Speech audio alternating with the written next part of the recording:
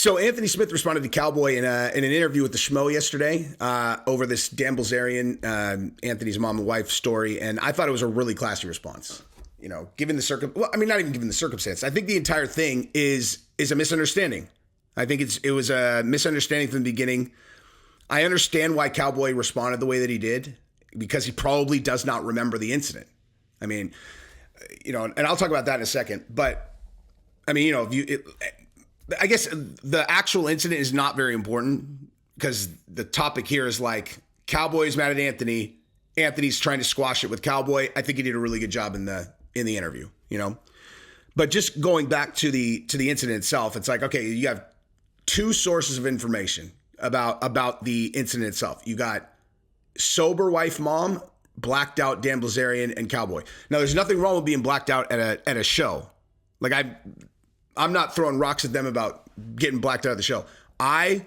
This weekend, was not sober. You know, like I was not sober this weekend. But when it comes to trying to get information about an incident that happened, like, have you guys ever seen the podcast or listened to the podcast Serial? It was like one of the most famous podcasts ever. It was about like Adnan Syed and whether or not he murdered his ex-girlfriend.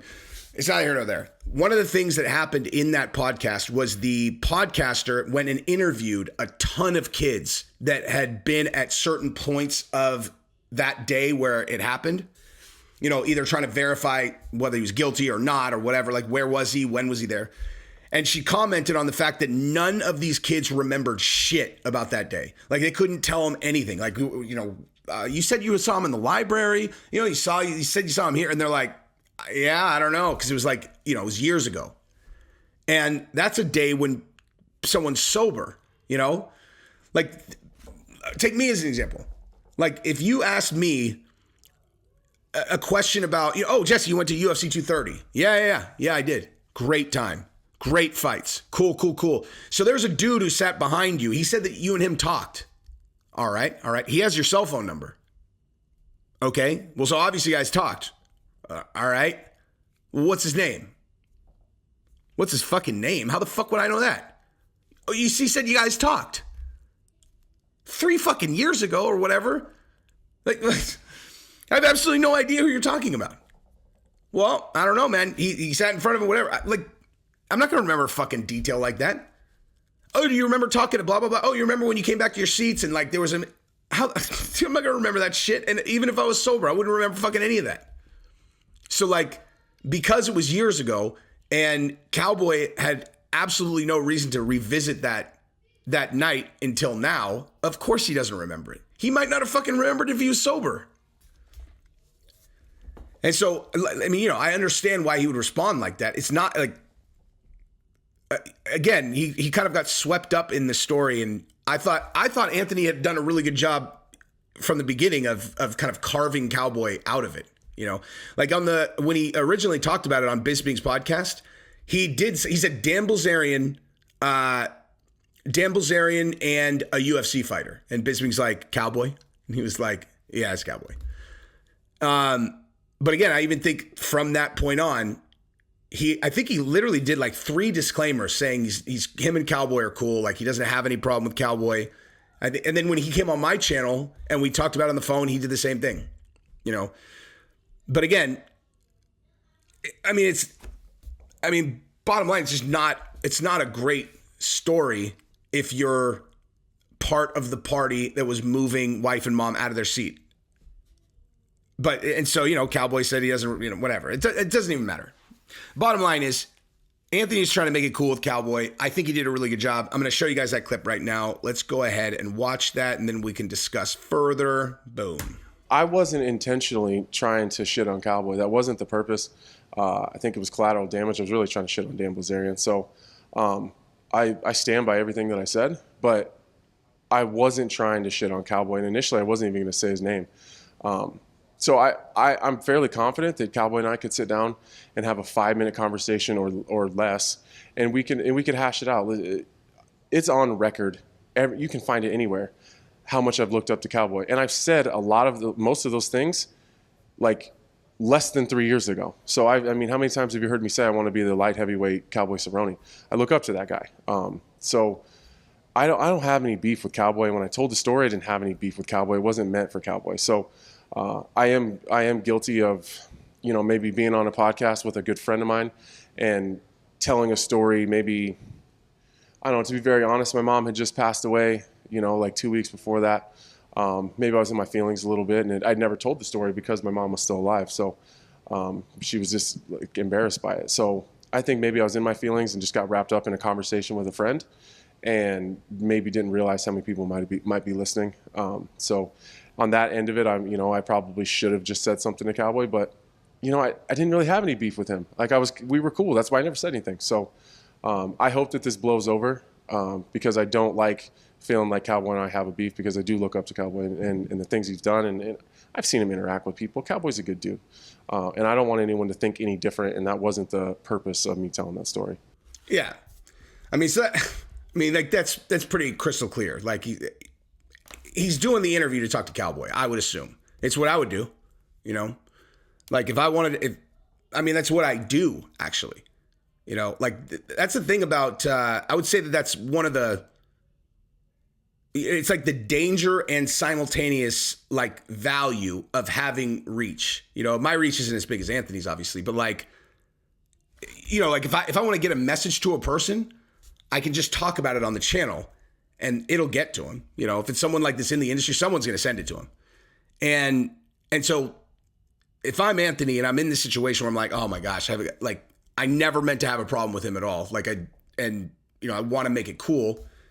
You do an interview and you tell him that all of those things, right? And here's another thing. So the flip side of exactly what I was just talking about is like, sometimes it's really easy to forget how many people are going to see a thing that you put up. You know what I mean? Like I'm guilty of that. Well, now I just kind of operate from a perspective. I'm like, I'm just going to assume anyone I talk about is going to see this shit. But like, the best podcasts are the ones where you've got a couple, like whether 2, 3, 4 people, whatever it is. And they're really good friends and they just rap out, That's how I try to treat all of my interviews. Like when I do interviews, like I'm not trying to I'm not thinking about, asking someone something so I can conjure up this answer. Like I personally am entertained by pure, simple, like not simple, but like pure conversation where guys are just rapping out, dude. Because people with good personalities who are charismatic are fun to listen to. Like that's how I do this entire channel. Literally my entire fucking approach to this channel is I just visualize my 5 best friends on the other side of this camera. And I just talk to you guys like I'm talking to them. And so when it's like Anthony and Bisbing, they're just rapping out, dude. Like they're just having a conversation. And maybe, just whatever. He didn't mean anything by it clearly. And like, I think he did a good job cleaning that up right there. And here's another thing I'll say about that. Like everybody loves Cowboy. And I can attest to, everyone loves Anthony too. Like we hung out this weekend, obviously. Like I got to see him interact with all his ESPN people, all the UFC people. Everyone loves that guy. Everyone wants to be around him. He's like a good dude, which from watching on television appears to be just like Cowboy, Like these are guys that have their shit together. Like you don't end up on a ESPN desk job. You have to have your shit together to do that, Like if you're just like a fighter, all they care about is whether or not you show up the night of the fight and the weigh-ins and the press conference. You got like 3 call times and you fight well. Like the UFC's they don't give a shit about whether or not you show up for practice at a certain time, leave practice, what you wear, whatever. You don't have to it's up to you what kind of work you want to put in and it'll show in the octagon. Like ESPN job, that's like a legit job, I don't know. I just again, both these guys, I assume they'll be cool after that. And I thought it was a classy response. Okay, so anyway, the only other thing I wanted to talk about is that I found out Anthony is a plus 375 underdog to Magomed. That's fucking crazy. I would say that if I didn't know him. Like that is an absurd fight line. That's absurd. Who has Magomed fought, man?